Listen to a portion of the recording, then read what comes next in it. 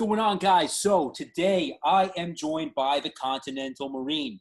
If you guys haven't checked out this bro on Instagram, I cannot recommend his channel enough to all of my warriors out there. I came across his channel and immediately was impressed. He's putting out top-notch information on China, the Chinese military units out there, identifying potential threats and enemies in the new and evolving world that we are finding ourselves in. Unfortunately, we have to be very aware of what's coming down the pipeline potentially. Besides from that, he also does a focus on Russia. He put something really handy out the other day about small anti-personnel Russian devices, just kind of weapons familiarization, foreign weapons familiarization for all our guys out there. Now, the Patriot Marine, I want to say Patriot, the Continental Marine. Yeah, it's Continental. Yes, and I like that name, by the way. It's badass. Harken back to the old 70, 75 days and yeah. revolution. A lot of people actually think it was Colonial, but it wasn't. It was called the Continental back then. So, and Colonial Marines is from the Aliens movies. Aha, yes, I knew that sounded familiar. Yeah. So the Continental Marines, just before we jump in any further, from what I understand, man, like those guys were pretty handy with axes and like really hand-to-hand oriented back then. Yeah, so that was pretty much their job was shipboard security. Mutinies were really big back then. Shipboard security, and then also offensive raiding in support of a naval campaign was the first thing that the Marine Corps or the Continental Marines did was a little raid in the Bahamas. But then also sharpshooting on, the ships would pull up, Pirates of the Caribbean style. And the Marines' job would be on the ship detachments. You'd have a few that were protecting, the captain from almost like a bodyguard. And then you'd have the rest of them would climb up on the mast of the ships. And their job would be to shoot down on the officers of the other ship and their helmsmen and stuff like that. So there's a lot of tradition with that still. Marine officers wear on their dress covers a little rope thing. I forget what it's called, but it's harkens back to those days where our guys would wear a little rope thing on the top of their hats so that the Marine sharpshooters up there would know who to shoot at, because we were fighting the British. We were based on the British, and a lot of the dudes, because it was a revolution, were just throwing on the military kit that they had, which was British, because most of them were British veterans. So you had to know who the friendlies were. But yeah, so that's where the name comes from. Harken back and show some history. So.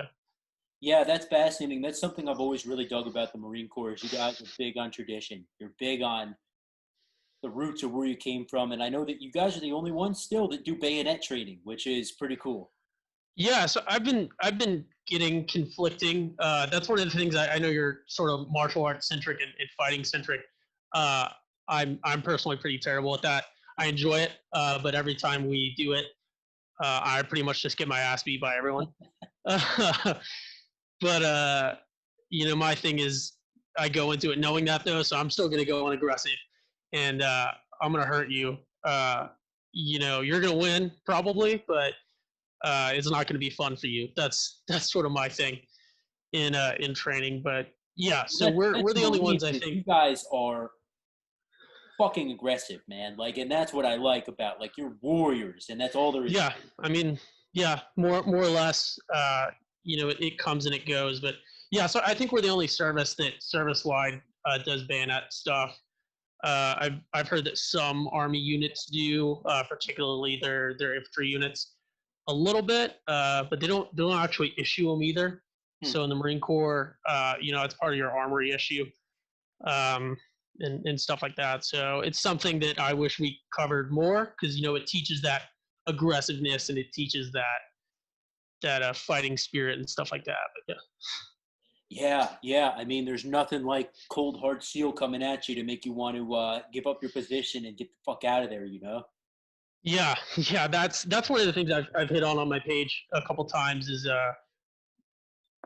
modern threats. I guess we're going to keep this one China centric. they are very big, Chinese culture, the martial arts and stuff, and they are very big with bayonets and stuff. And you know, it's one of those things that people are going to say, hey, maybe they're obsolete, maybe they're not. But I think to say that a bayonet is obsolete is to say that hand-to-hand fighting is obsolete, which is just absurd. It's going to happen.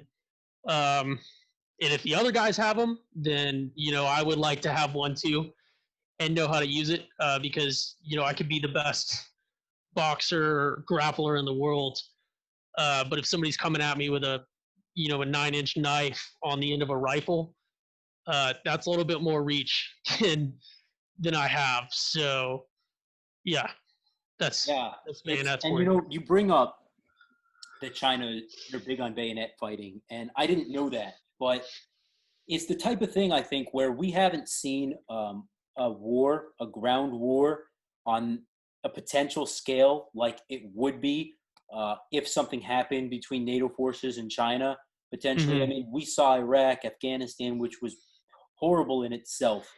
The type of combat, the urban snipers, the freaking IEDs, all of that, but Yeah. it wasn't the type of thing where you were, trying to overtake someone's position with bayonets. I mean, I know there was a few incidents in Afghanistan. I think I heard about Marines actually did fix bayonets, but it's Yeah.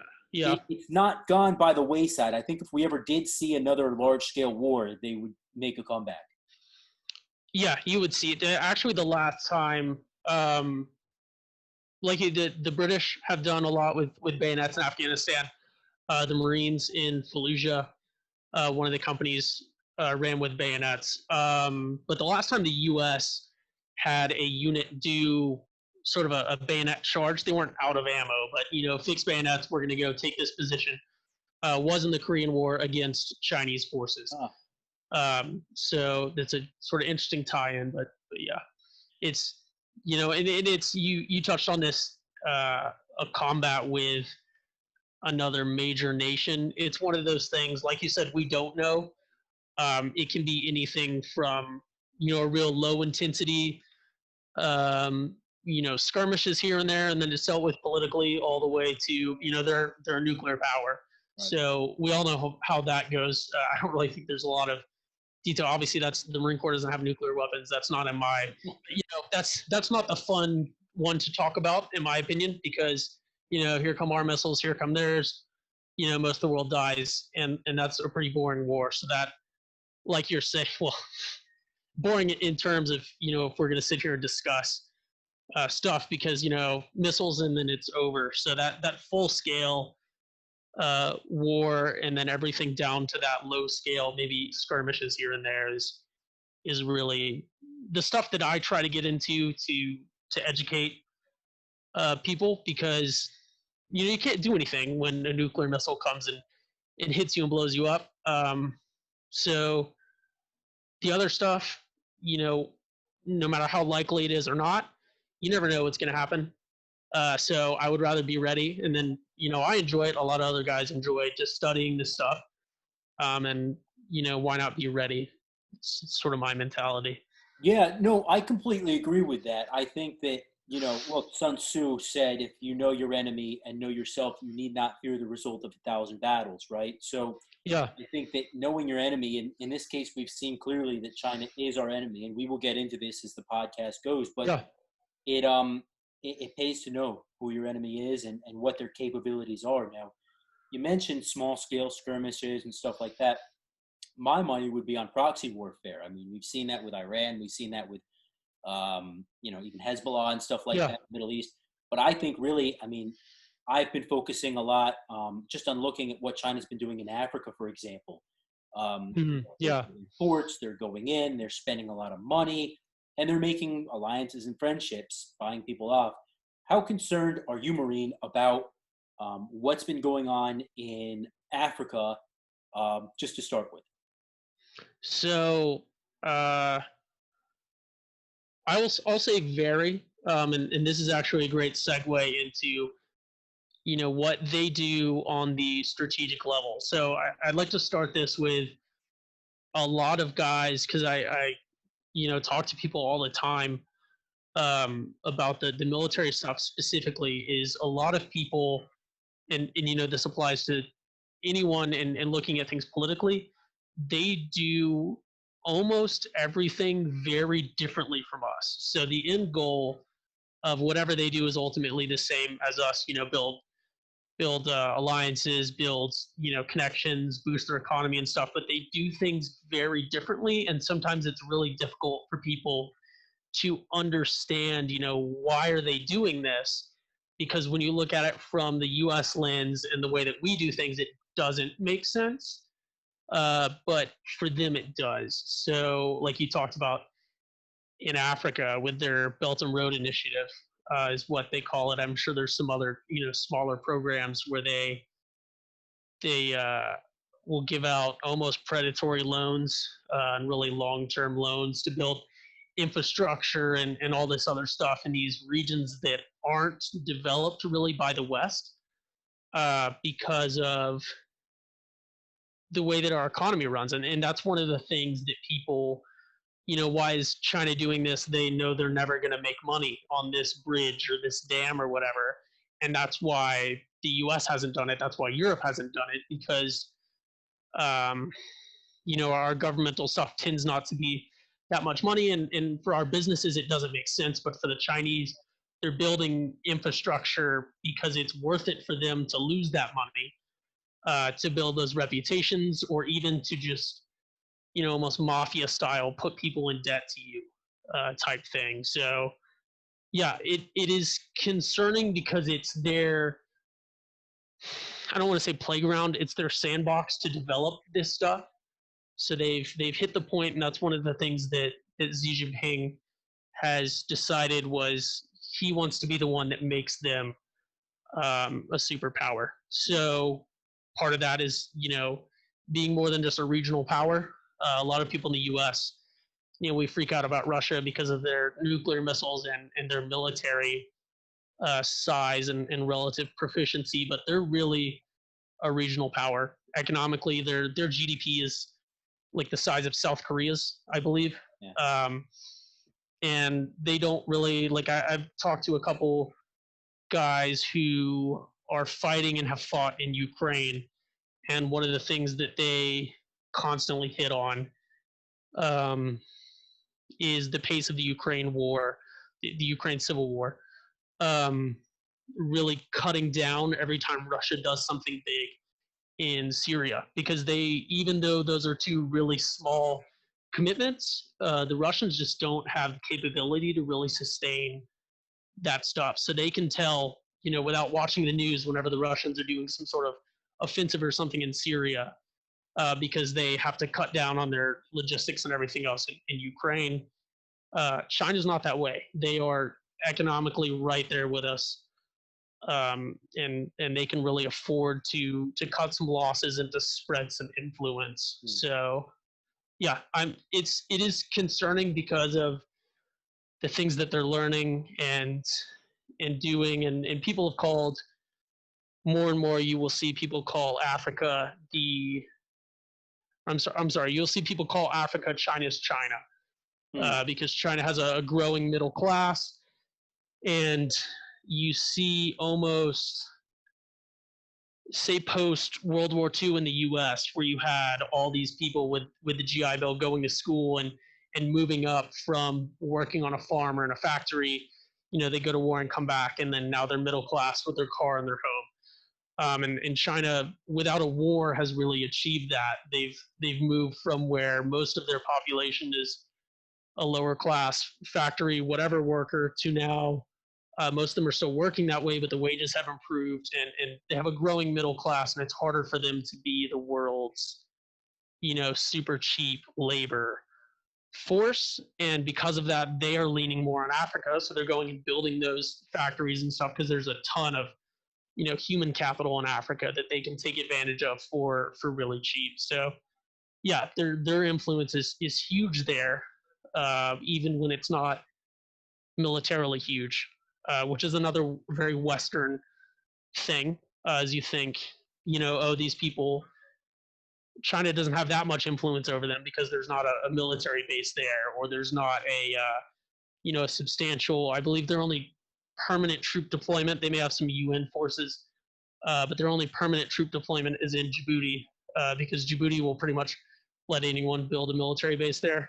So the Chinese actually have a fairly substantial base right by a French base and an American base in Djibouti. It's just a couple miles away from each other. But other than that, they really don't have a substantial, troop size there beyond UN committed forces and things like that. So yeah, that was a pretty long-winded answer, but they have a lot of influence, and it can be concerning. It cannot. It depends on your world perspective. Yeah. But for the U.S., I would say it's concerning. Now you bring up Russia, and I know in the Yeah. recent decade, China and Russia have really been cozying up. How are their relations right now after COVID? I know that Russia was pretty upset about this. Do you see any kind of icing over of friendliness between the two countries? Yeah, so I don't. That's a little out of my wheelhouse. I actually haven't seen anything on that. I know that.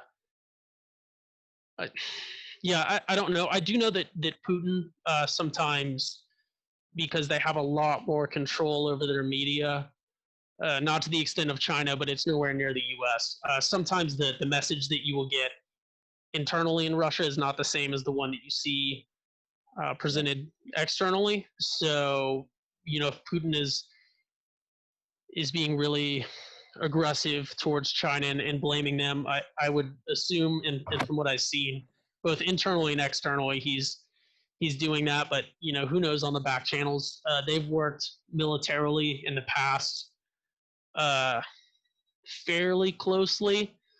Not so much as allies. They have sort of a enemy of my enemy is my friend thing. Yeah. And I think that their biggest, they don't really, it's not like an Axis powers alliance, but it's one of those, both when they are self-serving, their common enemy is the US. And Russia knows that if China is stirring up a bunch of trouble in, say, the South China Sea, and the US's attention is there, then that gives Russia the opportunity to, slip in and grab some territory or some influence in Europe, and vice versa. If Russia is screwing around in Ukraine or something else in Europe, or Georgia like they have in the past, and the international community is focused on that, then that's an opportunity for China to reach over and grab some stuff or stir some influence as well. So You bring up the South China Sea. I noticed when COVID first struck here in the States back in March that we sent a fleet over to the South China Sea, just to make an appearance, right? But yeah. I've been hearing more and more about that lately. What's going on over there that way? I think we just recently put out a statement saying that we're not going to recognize any of China's claims over there or something like that. Yeah, so the backstory on the claims is kind of starts after World War II. Previous to World War II, it had been colonially controlled, with the French and the British pretty much controlling everything there, and then that was all, of course, seized by the Japanese. Post World War II, the important thing that happened was China, even though in the midst of their civil war, drew this, what they call the nine dash line, around the South China Sea, which, if you look at a map, basically is the entire ocean space out from China, down from Japan, and then down to even the Philippines, and then up the side of Vietnam there. And they had historically claimed that since, say, the late 1940s, which is important because, technologically, none of those nations were really advanced. It was, subsistence, fishing and things like that. There wasn't huge development there, and they knew that there was some oil out there, but they couldn't really get to it, and it didn't really matter back then, anyways. And then in 1973, the world came up with the 200-mile coastline to open ocean economic zone. Um, and when the world adopted that standard, it basically destroyed China's, claim for the area that they had, but it didn't really matter because they weren't getting anything from it anyways. And it gave a lot of that territory to Vietnam and to the Philippines and to some other nations. And China has been upset about that ever since. And it is now, that region is home to the South China Sea, is home to a lot of oil, a lot of even more natural gas, which is more important, coming into the future. And then also for a lot of these nations, that 10% of the world's fishing is done in the South China Sea. So it's big even to feed their people. Mm. So the Chinese strategy has been that they're determined that they cannot fight this worldwide accepted 200-mile exclusive economic zone. It's called the EEZ. So they've started that reef to island building that everyone is sort of familiar with. So there's a lot of reefs out there, and the Chinese have figured, if we build an island here and then put either troops or fishermen on it, we can say, hey, this is Chinese territory. And then even, if it's a tiny little island, big enough for one little hut, that island, if it was internationally accepted, is now Chinese soil and has a 200-mile, all around circle that they can claim. So that is their current strategy. And it's almost like a legal battle type thing because the U.S. and the nations around it, mostly you see the Philippines and Vietnam, are saying no, this is international waters. It belongs to everyone equally. So the thought process from the U.S. side and from the Vietnamese and the Filipinos is if we just continue to treat this like international waters, then we can continue to say it's always been international waters. We're using it as such.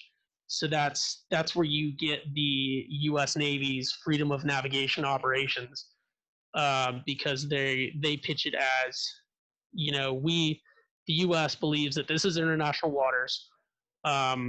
Therefore, any nation trying to claim it is essentially trying to cut it off.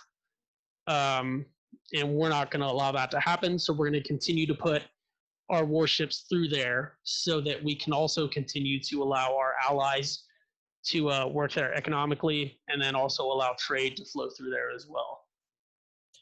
Now, so that's sort of the big, picture and backstory on what is occurring there strategically. Do you think that could serve as a flashpoint potentially in the future? It is what most people see as, the biggest flashpoint.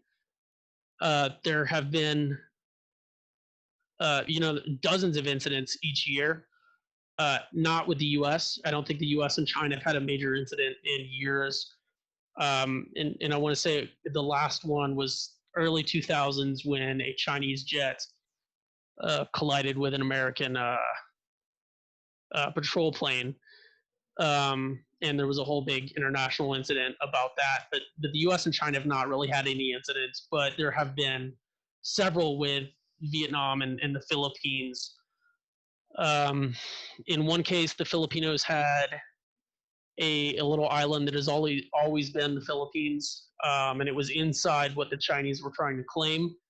And the Filipinos had a squad of 8 soldiers stationed there that they would just rotate out. That was like a deployment for them. And the Chinese, skirting the line between soft power and hard power, basically barricaded the island. They put just hundreds of ships and boats around it, and would ram or cut off any Filipino ships trying to go resupply those guys until eventually they came to some resolution there. But there's constantly the Chinese will ram or otherwise sink civilian fishing vessels from Vietnam and from the Philippines, and they will be bumping patrol craft and fairly decently sized warships into each other. So like you touched on earlier, probably the most likely thing is that proxy conflict, and say a war with, between Vietnam and China, or or some skirmishes out there is probably the most likely thing that would really escalate. But the Chinese have been very careful in what they will do to American forces. And, obviously American forces have also been, very careful with the way that we deal with the Chinese. But most of it is even verbal. You can find, they have some release videos on YouTube. They're actually pretty funny. The Navy has this whole mission with their P-8 patrol planes, which is a 737. They have decked out with stuff, and one of their jobs is they just fly around these islands for hours on end because they can. And the whole time they're just on the radio with the Chinese on the ground who are speaking in English, and the Chinese are just saying "go away," and they're just sitting in the plane for hours on end reading this script. It's like, this is a United States Navy aircraft. This is international waters. We are flying around, and the Chinese are just on the radio, and it's really weird. It is really weird to see these two militaries, but that's how China likes to do things, and you see it even in your martial arts guy, the India and China border clashes. Yeah. I don't know if you've seen anything about that, where I actually spoke with a guy today who had some family members in China, and he was saying that one of the things the Chinese have announced was that they deployed the PLA's like martial arts team, like the PLA's like martial arts instructors or experts or something, to go up there and kick some ass of the Indian guys, because they're basically rioting against each other. I guess most of the deaths have been guys that they've thrown off cliffs.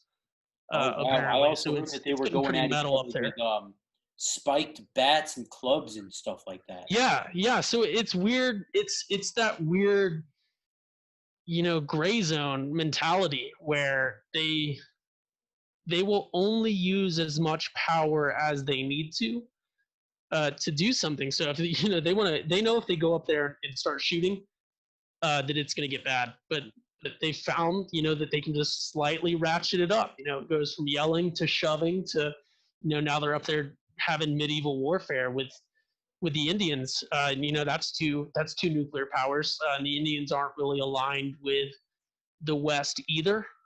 So that's another potential really big flashpoint or something that you could see a proxy conflict there. So yeah. Also got Taiwan right now, which I've heard guys Yeah. saying they're concerned about. Yeah, and that's something that has always been an issue for China, because Taiwan claims to be the rightful government of China, which again, depending on your worldview, could or could not be the case. They were the government that was ousted by the Civil War. They were the government that was pre World War II, more or less. So yeah, that's another really.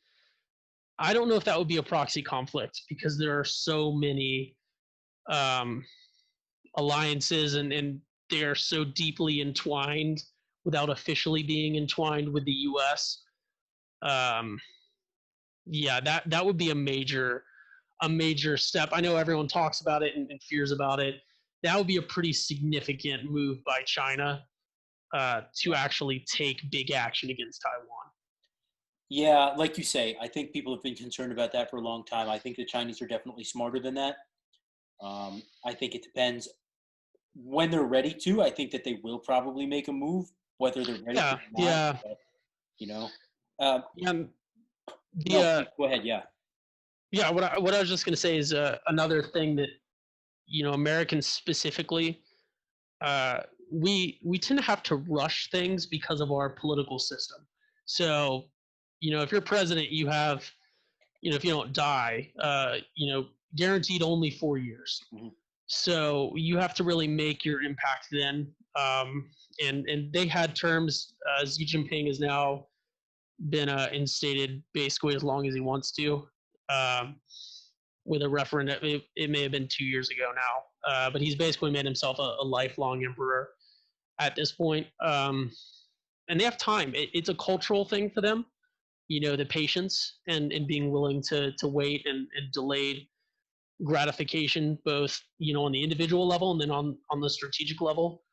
Um, and I think from China's view, regardless of what you feel about U.S. politics, from China's view, they think the U.S. is in decline, and they know that militarily they still can't really hope to stand up to us. But their view and what Z has really announced was they think roughly 2030, 2040, if the U.S. continues on, the path of decline in terms of international influence, and then they continue on their rise, we could really reach a level of parity influence-wise around the world, which that's for China is encompasses everything. They want their currency to be the world reserve currency, like the U.S. dollar is, and all sorts of.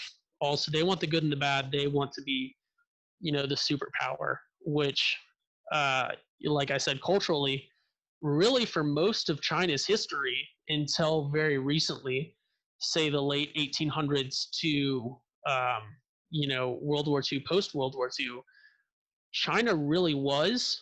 So because the world was very separated. So you obviously had the British Empire and the Victorian era being at its peak, but for most of most of human history, because in China it goes back thousands of years. China, even when it was split, was still a little unified, and they were the world power in their world. Um, and they went through a big period of what they consider to be really shameful, defeat by the Western world when they were occupied prior to World War II. And the U.S. was involved in that. Particularly the Marine Corps actually was the bulk of the U.S. forces that were there. And the Boxer Wars when the Chinese revolted.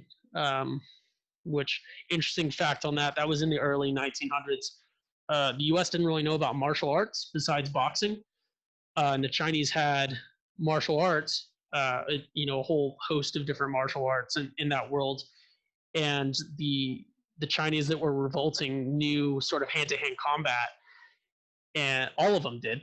And it was something that the Western forces and the U.S. forces were like, "Well, I don't know what this is because all I know is, stand-up boxing. So we're going to call them the Boxers."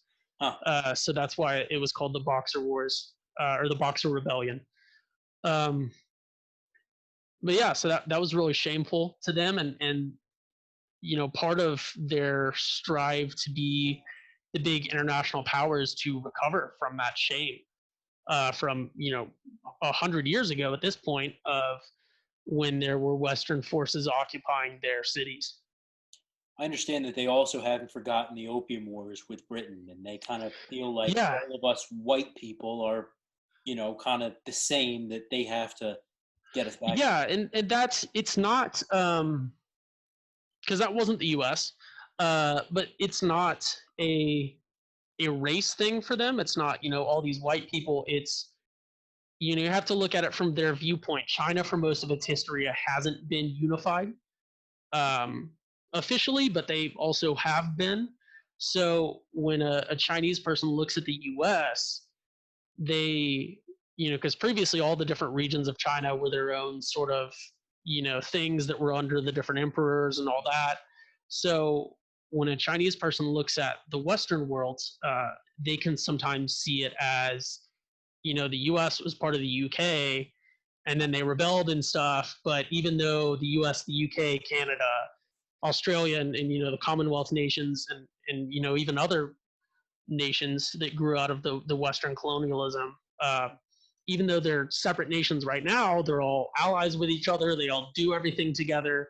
So are they really separate nations? Interesting. Huh. Yeah, if that makes sense. Yeah, it does.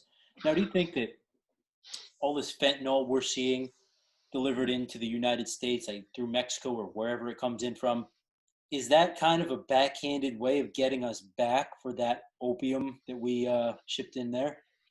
I don't know. I almost think that if it was, it would be on a much greater scale. Huh. I do think that is. I do think that that's probably just a black market thing. Just I about think money. that Yeah, I think it's one of those things that, maybe it's not too high priority to crack down on it because of that, because they will crack if that stuff happens, domestically. Yeah. They crack down pretty hard.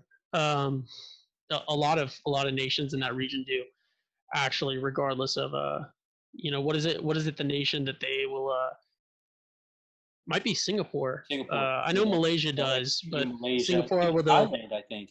yeah, they'll kill you even if you are just on a connecting flight and have drugs or something. Yeah, so it's yeah, they don't mess around with that stuff there. But yeah, I don't think that's a big strategic Okay. um ploy by them, because I think if it was, it would be bigger than it is. Now bringing up strategic ploys, Yeah. we've got to touch on COVID here. Mhm. There's different opinions. I have my own, but it's coming out more and more now that a lot of credible individuals are saying, look, this COVID thing came from a lab. It accidentally escaped in China. Are you hearing any chatter either way about that at Yeah, all? so I'll say, just reading on my own, and this is just my own opinion. Obviously, I'm biased, and everyone has that confirmation bias. I subscribe to the theory that they had a virus, because China's been a hotbed for viruses, forever. And I actually read a really interesting book on the Spanish flu recently called Pale Rider. It's really crazy. It goes into the Spanish flu, which was super super crazy. Like, COVID is not even on the same level. Like, the Spanish flu, they estimate killed between 5 to 10% of the world's population. Yeah. And so that's like, COVID hasn't even affected close to 1%. Like, the Spanish flu straight up killed up to 10%. And modern science and forensics are indicating that even that began in China. Um, Wow. but yeah, so I think they had a virus that popped up. They gathered some samples to study it. I listened to, I think he was on the Joe Rogan podcast, a scientist talking about how he had looked at it, and they'd found that there were elements of it that definitely were altered in a lab. Um, I don't think that it was deliberately created, but I think that they had something. They took it in a lab. They were studying it. They wanted to study it, and then, like you said, it accidentally escaped. And then from there, the thing that I buy into personally, and there's a guy on YouTube called Jake Tran that does some really cool, sort of really high production value, either between video essays and conspiracies. He does some cool stuff where he breaks down like the mafia, or how like money laundering works and stuff, and he uses like movie clips. Really entertaining. And his theory on the coronavirus is, they get it, they're studying it, honestly, no nefarious intentions, and it gets out. And when it gets out, China realizes this is going to kill our GDP. So if you're China, what do you do in that situation? Do you say, this is going to absolutely kill our GDP, but we can crack down, we can contain it to just China, but then all the economic damage, all the everything is just contained to China? Or you can crack down just enough that, and you can alert people in just the right amount of time that it seems like you're really trying to stop it with all you have, but it still gets out, and now it's a world problem. So now when your GDP is hit, so is everyone else's. And now when your reputation is hit, so is everyone else's. And I personally, I believe that that's what happens. Accidental release through incompetence or whatever. Um, and then I think maybe they strategically drug their feet a little so that it would impact everyone. That's what I buy into.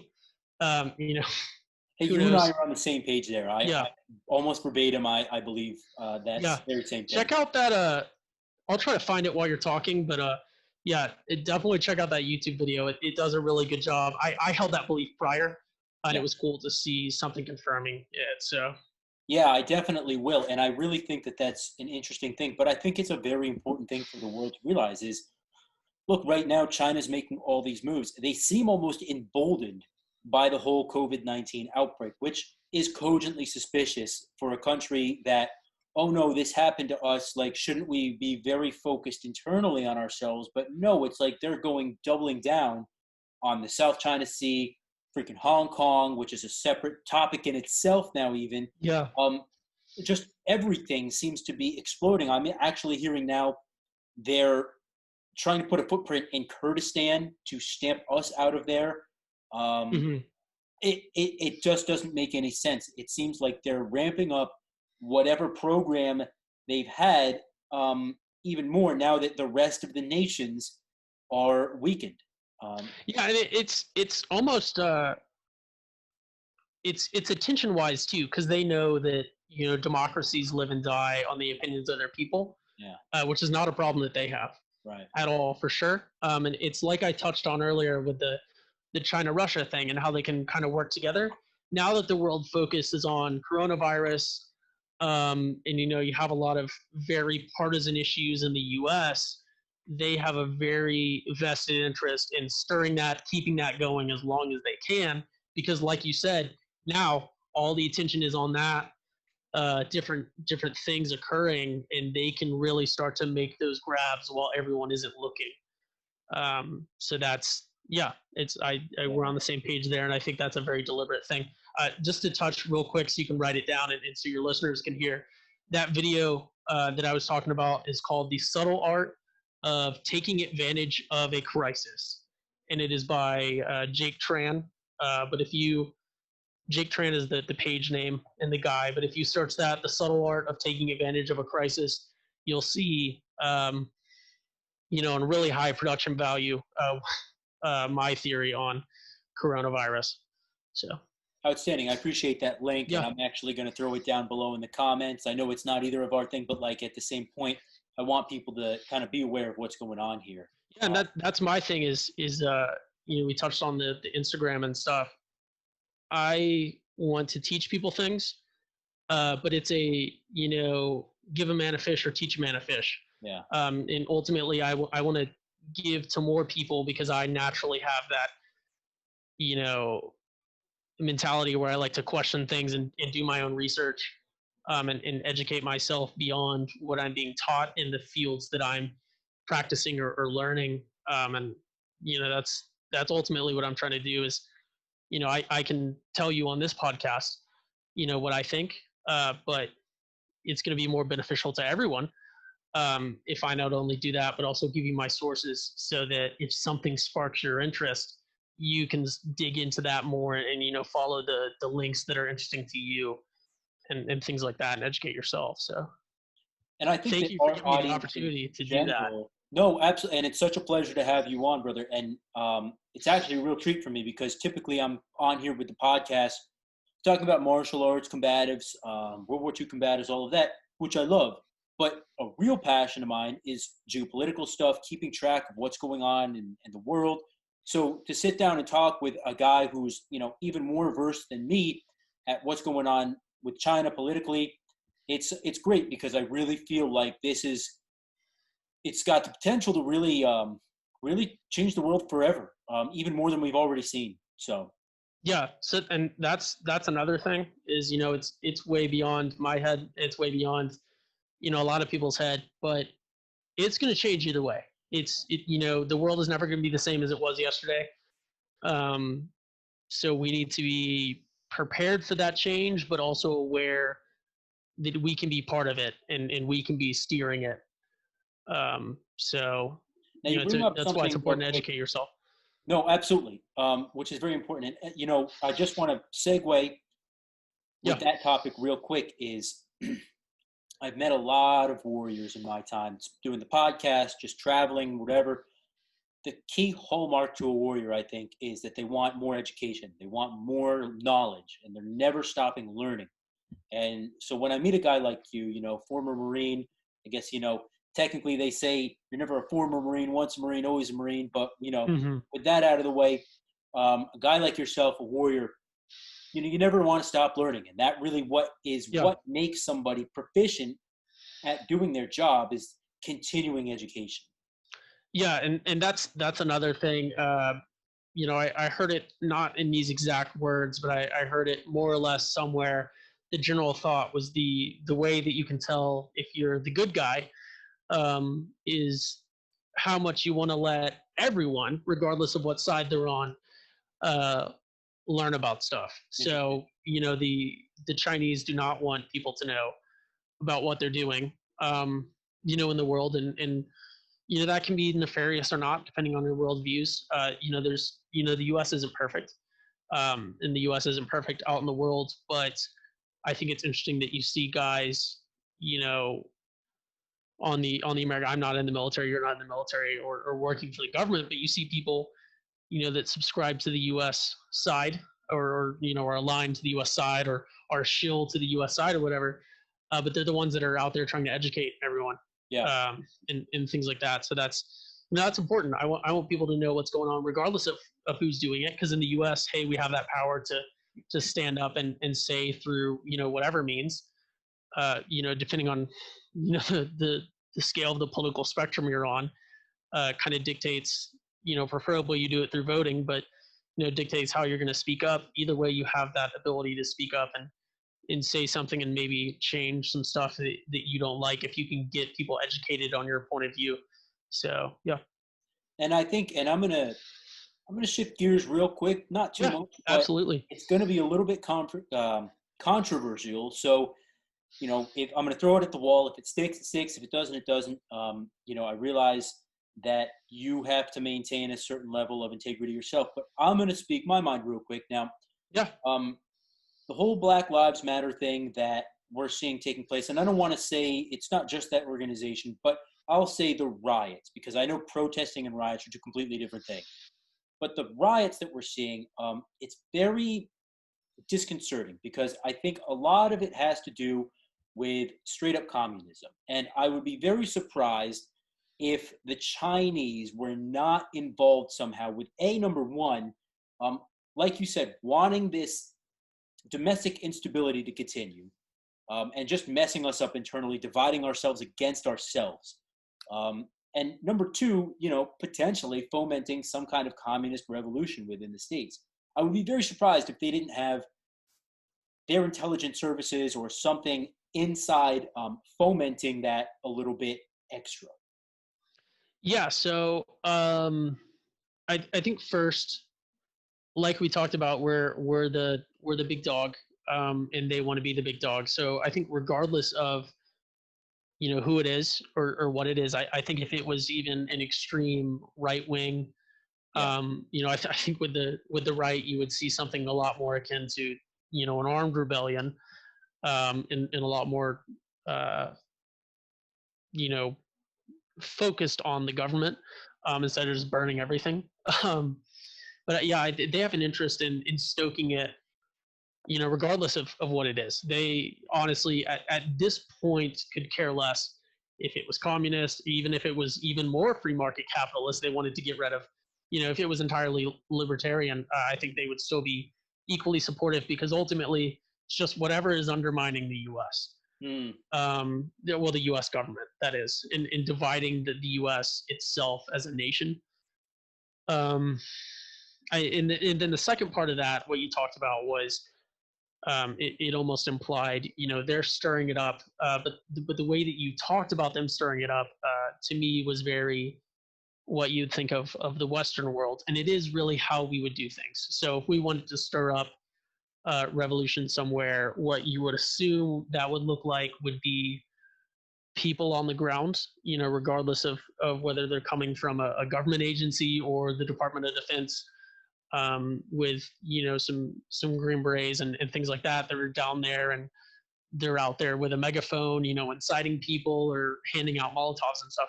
That's not really how the Chinese operate, and it's because they found that they don't need to. So that's really high risk. It's high risk, high reward. So if we go put agents or officers in a country to stir up rebellion, there's that potential that they will be caught, yeah. and that will be a big international fiasco if they. And a lot of people attribute this to the Russians. And the Russians do it, but I think that the Chinese are almost better at it. And one of the things that makes them better at it, and it's that stirring up hate and dissent online and fake news and everything else, what the Russians call maskurovka in Russian. I know I probably butchered that, but the Chinese have an interest in doing that. And then also in the US media, because there's a big push in the media to say, hey, educate yourself on what you're reading on Facebook and stuff. The Chinese are it's win-win there. So they can go spread disinformation online through Facebook groups and everything else, which is really the main way that they do that. And then at the same time, they can be stirring up, educate yourself because Russia is doing this. Huh. So they're able to do it and pin it on Russia because everyone attributes like, oh, Russia does this, Russia does this. And the U.S. does it as well. It's really the big difference is we have people can vote and freedom of speech here, so it's a lot more effective when done to us. But the U.S. does just as many cyber attacks, just as many stirring up stuff online in other countries. It's just that it really doesn't make a huge difference in those countries because the people don't really have power. So do I think the Chinese are stirring things up? Yes. They greatly benefit from it. And they're even able to pawn it off on someone else that just turns even more attention away from them. So they're really in a winning position here, That's interesting. pretty much regardless of what happens. I've seen lately on TikTok, and unfortunately, I did break into the market there. Just an extra social media platform. I'm reconsidering it at this point, but I did notice that there's a lot of, I guess you could say, footage of protests and really divisive stuff on there, whether it's right or left. And I think, look, TikTok, Chinese, right? Yeah, and that's the thing, like he talked about. It is not going to be beneficial for them if it only shows one side. Mm-hmm. So it has to make people angry or they're not going to go. If TikTok only showed one side of it, then everyone on TikTok, the people that weren't on that side would go find somewhere else, probably. But everyone on that side, no one would get angry because they'd go online and they'd be like, oh, everyone agrees with me. This is good. We're all in agreement. We can go protest or riot or whatever, but you're not stirring up that hate against, they want people to hate both the US and also a large portion of the US population. So it's not just enough to make people hate just the government. They want everyone to hate the government and then also hate each other. So just how many ways can you break us down? And that's their goal. So yeah, I don't have the proof there. I think that they're smart enough to let it do it on its own. So like Facebook, like they've always talked about, they found that the way to get interaction and to get people to stay on was to, upset people a little bit. Facebook, probably never intended to really cause a huge partisan struggle. They just wanted people to be just angry enough that they would stay on for long enough to have more advertisements on their screen. And I think the Chinese government, very much the same way with TikTok, they know if we go in here and go into their offices and present them a thing saying, hey, you guys have to do this, eventually there's some paper trail there instead of, hey, we can just, we'll make this, because it's not available in China. Right. They, like the Chinese citizens, not allowed to do, I'm sure they have an equivalent, but it's much more managed, but they don't have TikTok. So, they know that it's going to do what it's going to do. So, why get involved? Because that's something that, the Russians, maybe a little less advanced, would get involved. And then there would be that paper trail there where you can track these Facebook groups back to Russia or these accounts back to Russia. And the Chinese know, hey, we can just, drop some misinformation, some facts here and there. And then this stuff is just going to take its course. So, and that's a big thing that kind of segues in to the military side and the tactics side. A lot of what you will hear from Western veterans or active duty or Western forces is the Chinese don't have any combat experience recently. So they haven't learned all these lessons, and everyone thinks that they're back in Korea or back in, they had a war with Vietnam in maybe in the 80s, I believe, and everyone thinks they're stunted back there.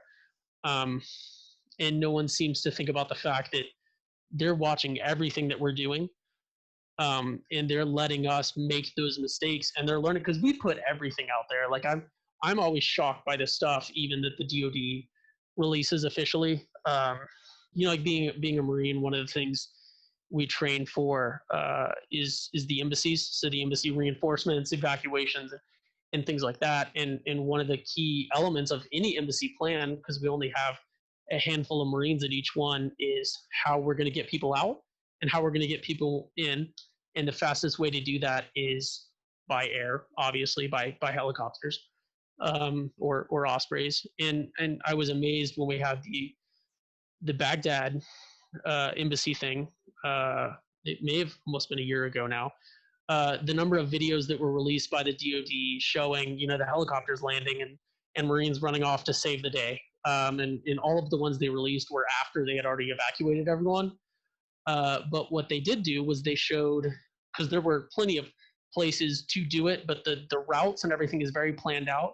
And they just released and burned the LZs that were going to be used for that embassy. So now you have to assume in the future, because it's Baghdad, if something happens, an organized force, especially one trained by the Iranians, will, potentially have some weapon systems or some bombs or something dialed in on those LZs that we use, because generally in Baghdad there's some on the embassy grounds, but they always have alternates, and there's tons of places where we can land a bird, but those are scouted out beforehand and stuff. And then like the clips of the army guys on the Baghdadi raid, there wasn't a ton there, but it's still just, I'm amazed by the stuff that we release.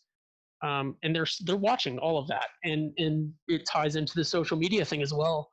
They're just sitting back there and observing everything that everyone does, and they're letting everyone make those mistakes. And they saw the way that Russia was able to manipulate social media, and they've learned from that, and they've taken the good parts, and they've taken how they're going to do things. So when you think the Russian social media, you think the Facebook groups that are made and run in Russia, and therefore to some extent traceable back to Russia or to agents of the Russian government.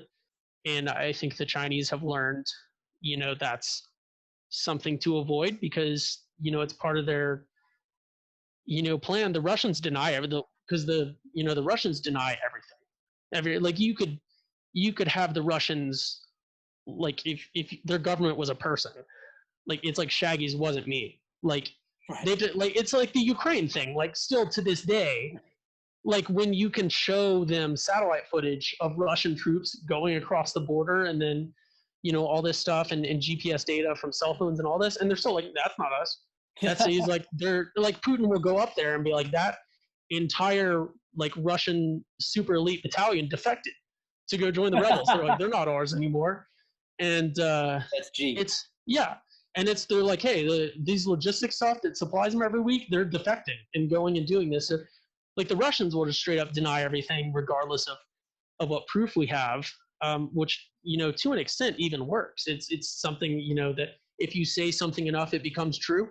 Right. And the Russians, their strategy is to just deny everything, regardless of the proof. And the Chinese have adopted that, but also taken the steps of ensuring that there is no proof, which makes it infinitely more effective. So. Yeah, I'm glad you brought that up about, I mean, they're learning, they're watching, they're studying, and anybody who says that you can't learn through just watching, you have to do, it's not the case. I really think that, I mean, yeah, see, you can't learn everything, but you can learn a lot. You can get over the hard part of the learning curve, for sure. Absolutely.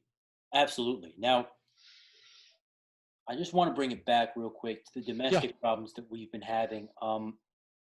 If, Lord forbid, we ever found ourselves in any kind of a civil war, I have no doubt that you would see Russia and China stepping in and sending weapons, training, supplies to probably, honestly, both sides. What do you think something like that would look like?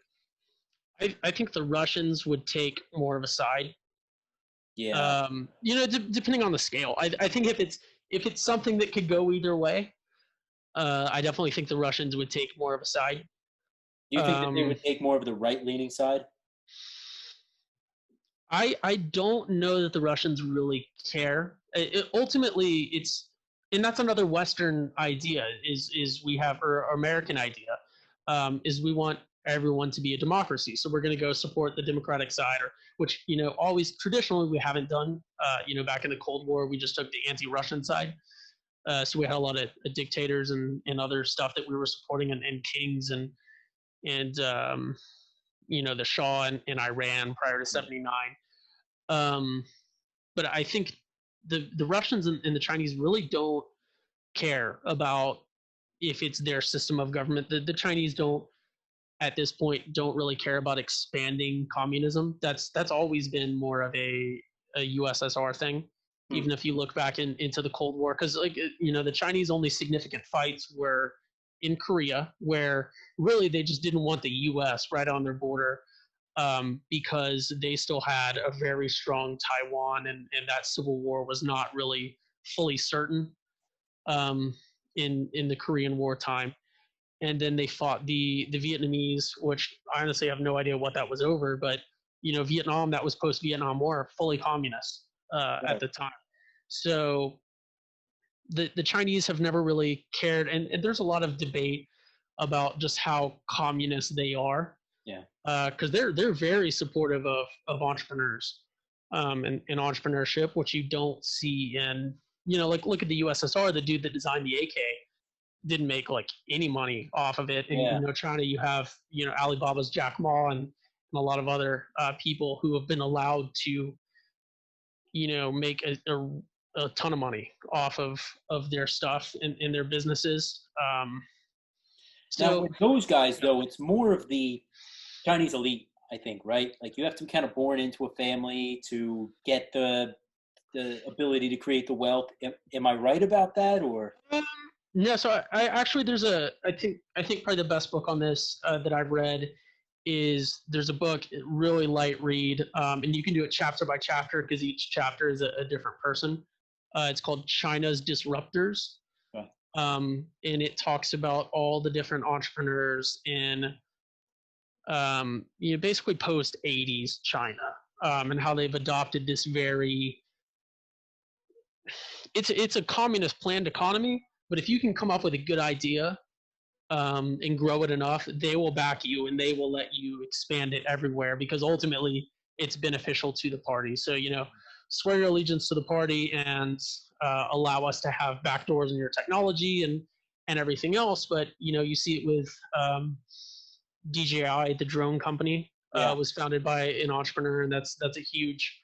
There's the DoD had some stuff with them where they cracked down on them on base, but they had some stuff in their chips and things like that. But it wasn't a Chinese controlled company. They were as free market as can be, allowed to do their stuff. Lots of different things like that. Anchor is a big battery and Hmm. a charger company. I actually have an Anchor battery. It's pretty great. And things like that. Huawei, you see it with Huawei, which is a lot more spyware and stuff because it's a telecom technology. So maybe Huawei is a bad example because they work a lot more closely. But How concerned should we be as Western nations about Huawei? I mean, that's a little above my head. Very concerned if people continue to buy it because they have backdoors in all their stuff. So it's whether they because Huawei can sit here and deny it just like TikTok has denied um, having malware or different things associated with the Chinese Communist Party or government in their chips. And even if the execs aren't aware or tracking on it, they're not monitoring every single software engineer that they have. And if they're not going to agree to it, the MSS, the Chinese Ministry of State Security, it's their foreign intelligence and sort of internal counterintelligence agency. Um, they'll just plant someone in the office overnight to slip that in the code or whatever else. So yeah, Huawei is very concerning. If nations adopt it that are concerning, if all of Africa has it, probably not a bad thing because they don't really have anything to steal. It's probably beneficial for them. But if I think New Zealand was really looking at it. And New Zealand is what's called a Five Eye Nation. It's a pretty high level intelligence sharing agreement between five former Commonwealth nations: the UK, Canada, the US, Australia, and New Zealand. And it's the highest level. Well, it's not because we have a little bit more with the UK alone, but it's pretty much the highest level multi-nation intelligence sharing that we do, and that goes over to signals intelligence as well and electronic intelligence. But if they're storing stuff on their computers and their computers are talking to ours, then ours don't have to have the malware that can be a backdoor into our stuff. So concerning depending on who adopts it.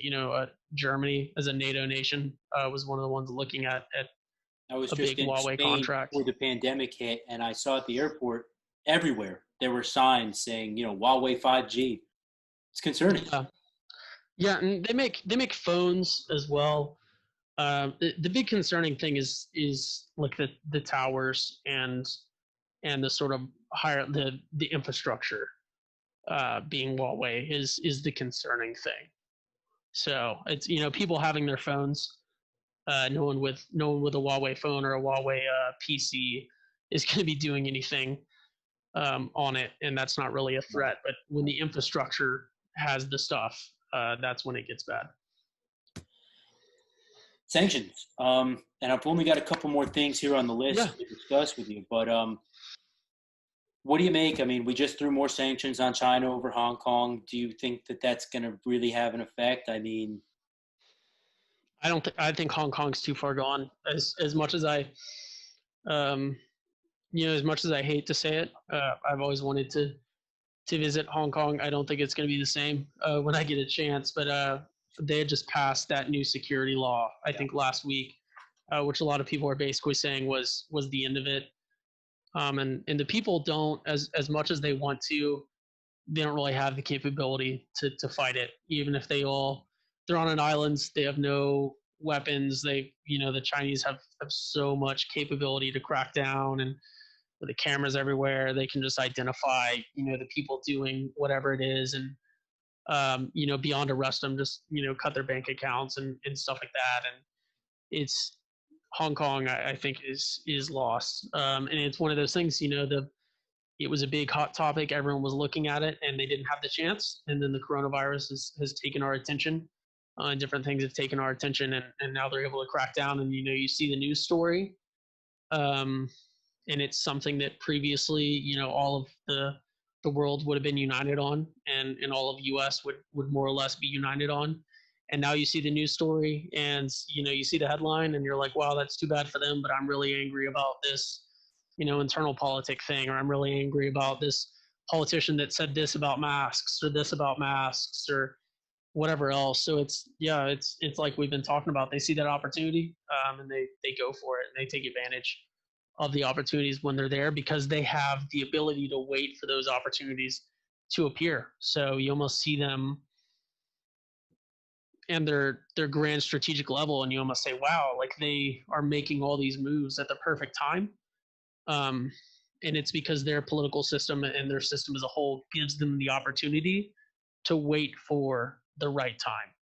Unlike a lot of Western nations with democracies and stuff where, the politicians want to make their name and to show sort of tangible results with things. And you have to deal with, corporations making, decisions in their own interests, and they don't have to deal with that. So they can wait.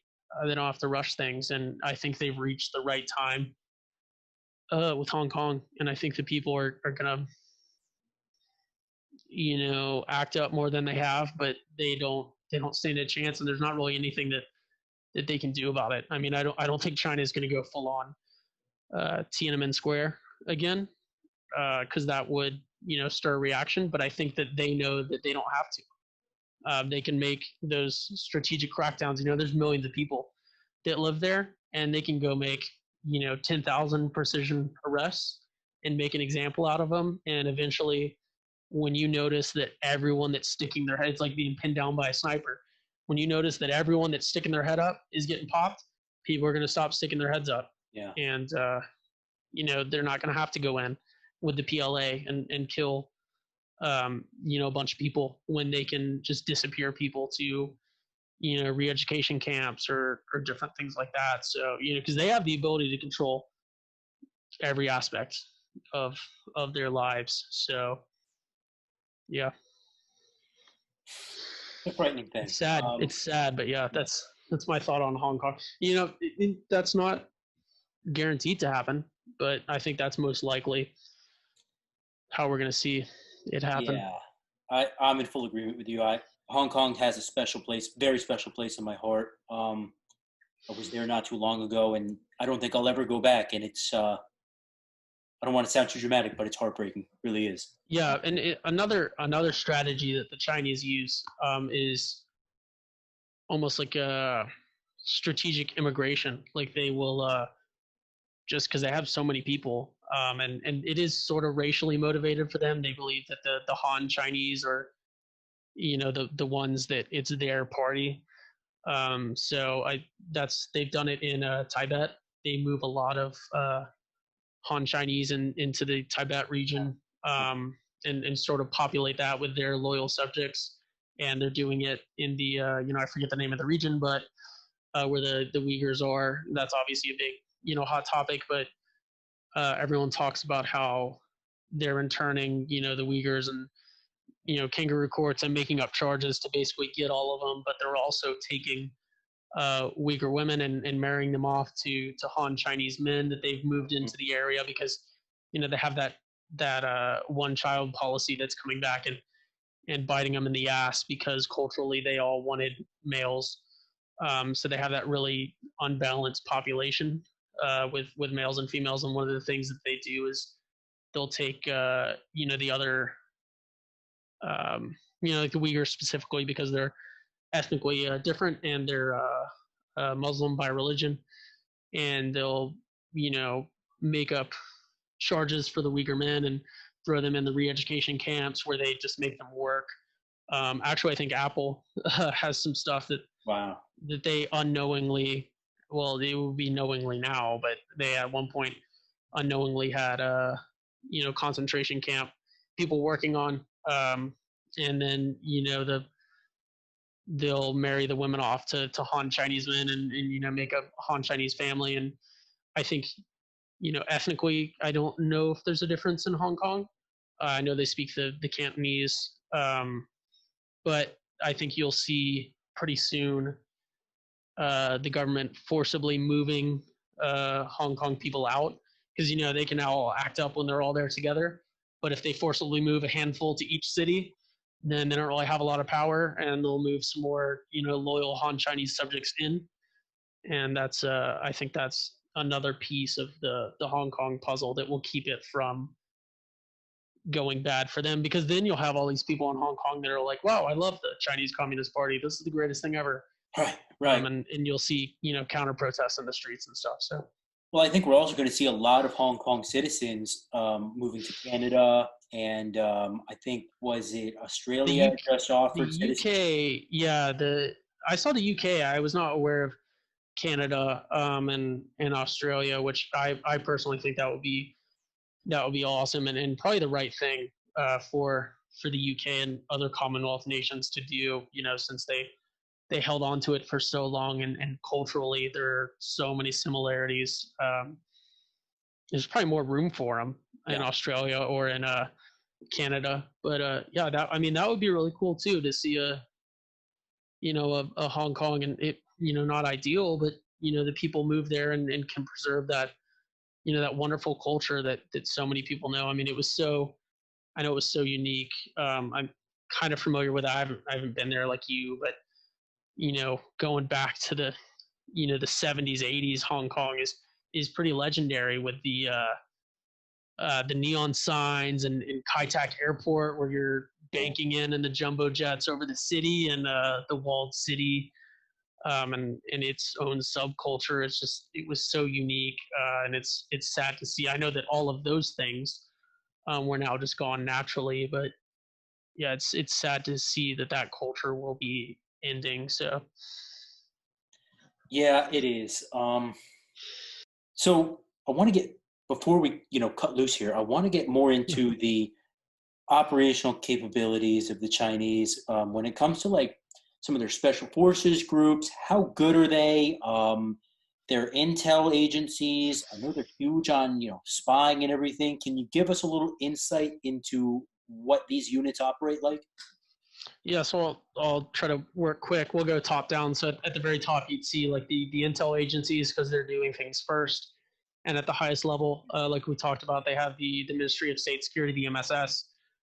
You see a lot less human intelligence like you see from Russia and the US, which is, someone out there recruiting sources or interviewing people or using money, ideology, coercion, extortion, and all the different motivations for spying.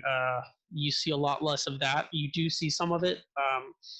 A lot of what you see in their human intelligence is ethnically Chinese people, to include first generations. So you see it a lot in universities with professors that will be passing, little bits of information from their research or their colleagues' research.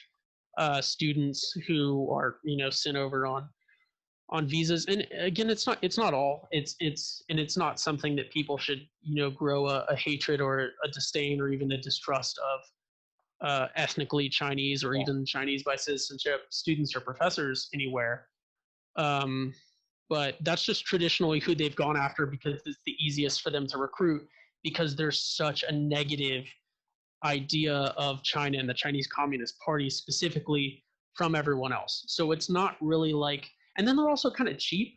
Um, with their intel stuff. So like the Russians would be fully willing to throw out just exuberant amounts of money to recruit sources, and that's really how they got most of their human sources in the Cold War. And that was the main motivation for Americans to spy was just straight up cash. So a lot of the people, a lot of the Americans that spied for the Russians in the Cold War, their motivation was just straight up cash. And the Russians would just throw out crazy amounts and buy them houses and stuff like that. And that's generally how they got caught too. Was when you're working for the FBI and you can afford, all sorts of new cars and vacation homes and stuff. Um, the Chinese are not really able to recruit sources. One of the ways, so they go after academia a lot. They tend to go after Americans visiting there as well, and they really try to slowly develop people and dip their toes into Chinese culture and stuff. They've had a few Americans that have spied for them or tried. Pretty much all of them get caught right away.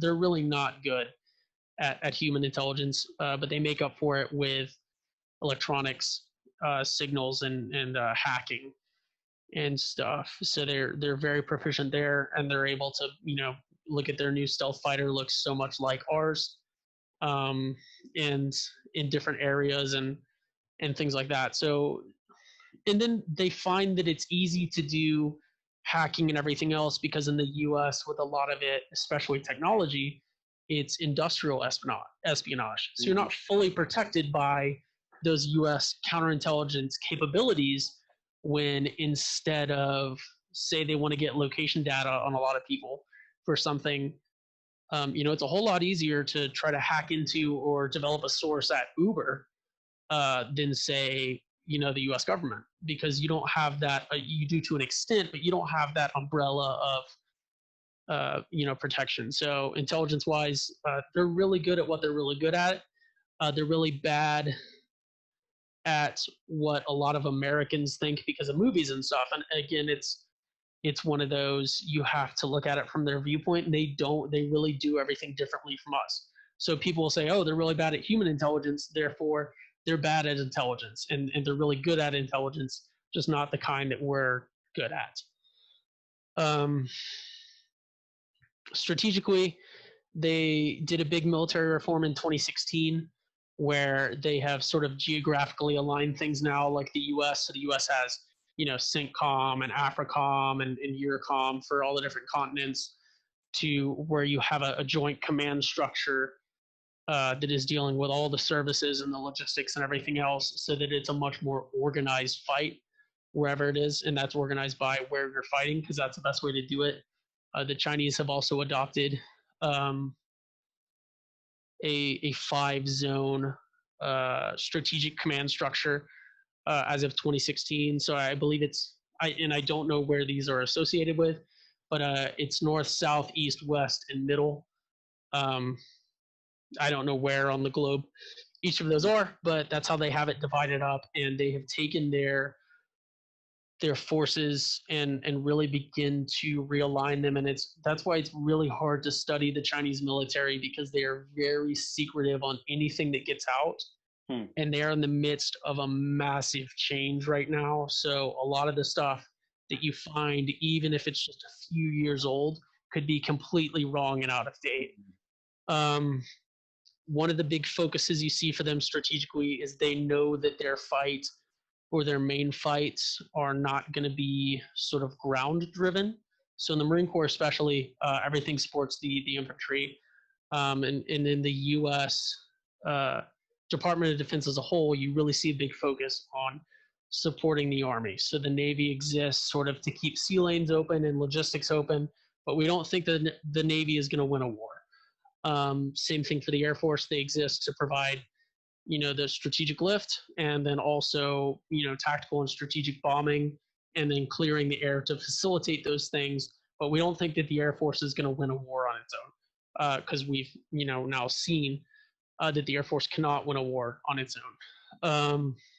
Even back to World War II, where we just leveled everyone and everything, we still had to roll, the military or the Army in there to mop things up.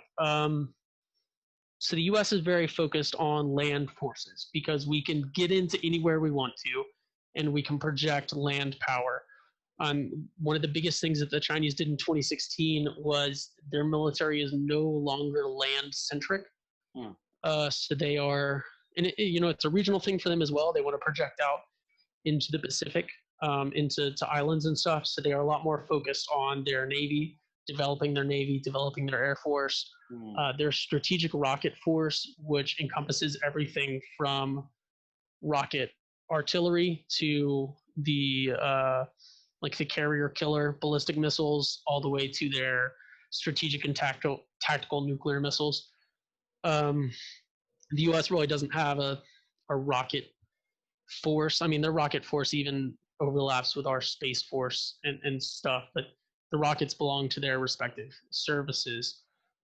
And you see, that's where you see most of their money going, is to their Air Force, into their Navy, and growing their Navy and developing the tech, because the Navy is very technology heavy, with radars and radar countermeasures and missiles. And the Navy is probably more scientific than the Air Force, because the Navy is able to adopt technology easier, because you can just slap anything on a ship because you have the space for it, and then if it fails, it's not going to sink the ship.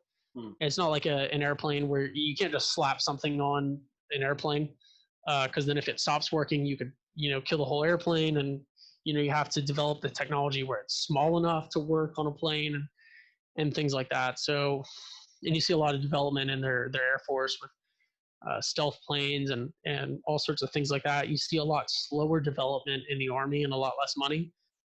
They're not really developing armored vehicles and things like that. They're in the midst of adopting a new rifle, or trying to.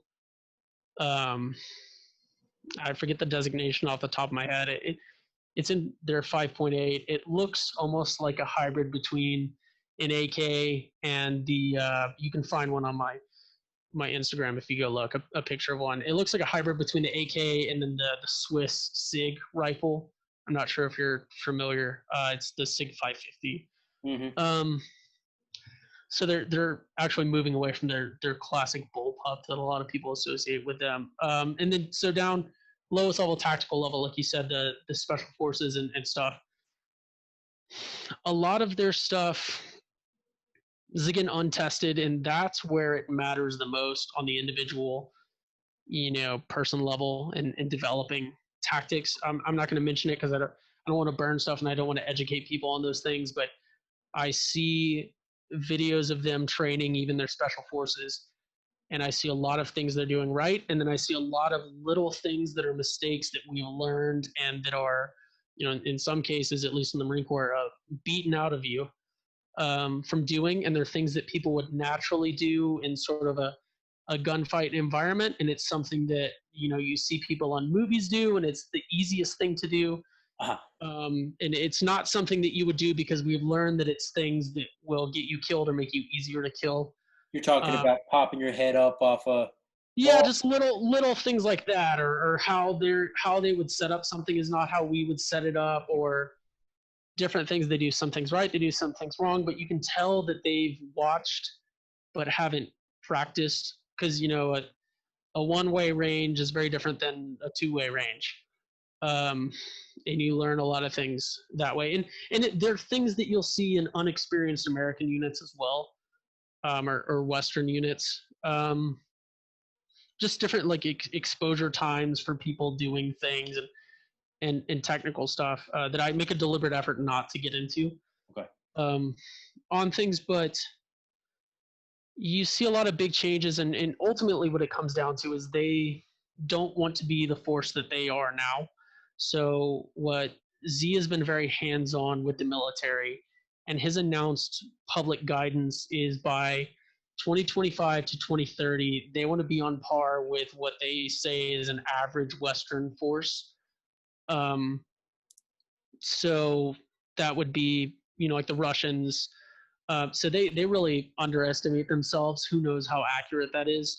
I make a big effort on all my stuff to make people overestimate them, because it's, if you're going into a fight, I would rather assume and prepare for fighting like Conor McGregor, and then go in and find that it's some drunk dude that has no idea what he wants to be, or like what he's doing, than go into a fight assuming I'm going to square up with some dude that's absolutely hammered and has no idea how to fight, and then Conor McGregor rocks me in the face. So by 2025, 2030, they want to be at an average Western military level of proficiency. And then by 2030 to 2040 timeframe, they want to be as good or better on every level than the U.S. military. Wow. Is their announced goal. They've decided that we are the benchmark, which we probably are military-wise. I would say on the infantry specific level, the Australians are probably the best in the world. But they do a lot of things that we can't afford to do because they're smaller. And they retain people for a lot longer as well, so they have a lot older force, which is generally a good thing maturity-wise, and brain development, and muscular as well. But yeah, so they've gone even to the levels where they're cutting hundreds and thousands. The last thing I saw was they had cut 300,000, I believe, last year in their force size. Wow. So they're really trying to cut down and make a professional military force and retain only the good people, and really develop a really professional Western style force. So they're not a force that is sending big human waves.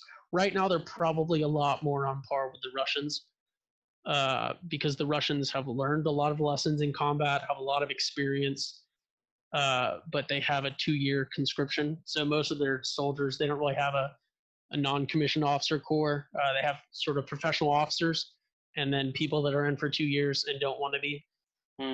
So that affects them pretty deeply. The Chinese have a sort of a similar system, but just culturally, they obey their government because they've been indoctrinated like that their whole lives, and they know to put out and perform, or they're going to go to the not the gulag, but stuff like that. So it is not the force that people think that it is, and it's becoming more and more like us, or like a Western force every day.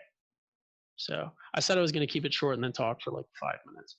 I'm literally hanging on almost every word of that, man, because it's so strategic. It's so on point that it's just exactly what I think everyone needs to hear at this point.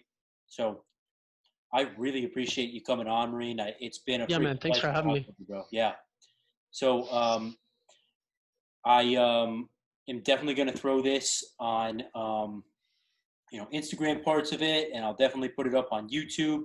and I'll let you know when it comes out, man. But actually, before I do that, let me hit the outro real quick for all of you guys sitting there watching us. Guys, until next time, it's been Will Schulman with Gutter Fighting Secrets and the Continental Marine at the Continental Marine on Instagram. Bro, do you have any YouTube channels or plans or anything else? No, I don't. I don't know that I have time for that. I kind of max out my time that I want to dedicate to this on Instagram, and I like the medium because it keeps me short. I think we've seen in this that I can be kind of long winded, so I like the picture and word restrictions that I have there. So Well, you do I think I'm going to be there for the foreseeable future. Okay. No, you do a hell of a job with what you got. It's short, concise, sweet, and exactly to the point. So, I don't recommend every single guest that comes on here as highly as I will, Continental Marine, but you'd be foolish not to check it out. So please head over, check him out. And thank you, sir, for coming on. Appreciate your time. Thank you. Thanks for having me. Guys, until next time, please remember that you are your first and last line of defense, and I'll catch you in the next episode. Cheers, Mother Flowers.